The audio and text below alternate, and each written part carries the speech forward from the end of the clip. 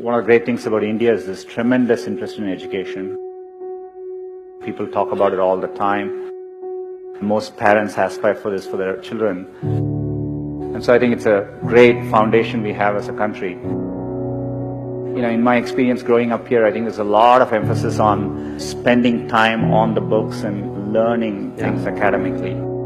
I think there's a lot of pressure to follow set lanes throughout your career. You're in high school, you're thinking about college. A lot of times when I was younger, people would say, this person didn't get into this college or something, and that's the end of the road. I mean, life is so different from that.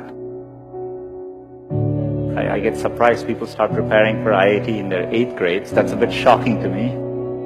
I get very surprised people come to IITs and immediately they are thinking about IIMs and so on. The US, for example, most students don't choose their majors till their final year. So people explore different things and find what they're really passionate about. The way I dealt with these things was try and feel what I really enjoy doing and pursue that. I would do what feels something like you like spending time on. I would use that as a yardstick and not feel the pressure to do what others are telling you to do. I've always wanted to work on computing, build computing products. The thing which still keeps me going is the desire to build products which will be used by billions of users and makes a difference for them. And that's what I've been focused on.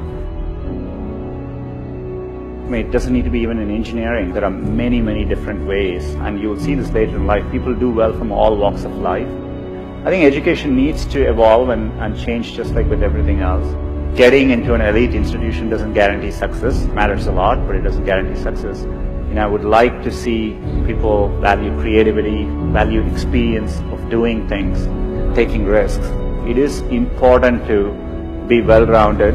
I would encourage people to try different things, take some risks, follow their passions a little bit more, enjoy what you're doing. And what matters most is loving what you're doing and trying to do well at it.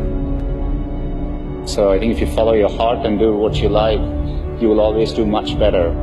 It's worthwhile taking risks and trying to do something you're really excited by. And if the first attempt you don't do it, you can try again, and things tend to work out in the long run.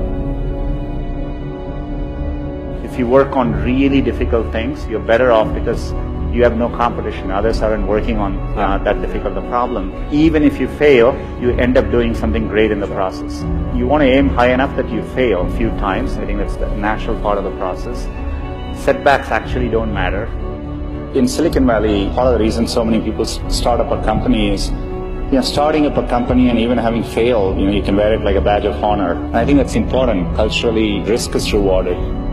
So I think it's important to keep your hopes, keep your dreams, and try to follow them. Most of how life plays out is up to you, not up to what happens outside of you. And I think it's important to keep that in mind and take the long-term view.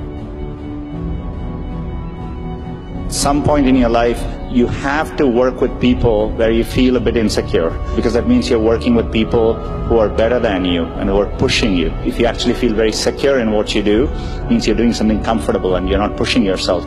There are many, many times I've felt working with people in a group, am I doing enough? Are these people seem much better than me? And I think it's an inherent part of learning.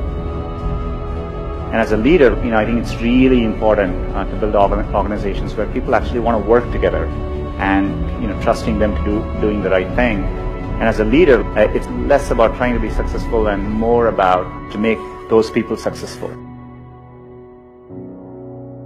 I'm absolutely, with full certainty convinced that India will be a global player in the digital economy, and it'll be competitive with any country in the world.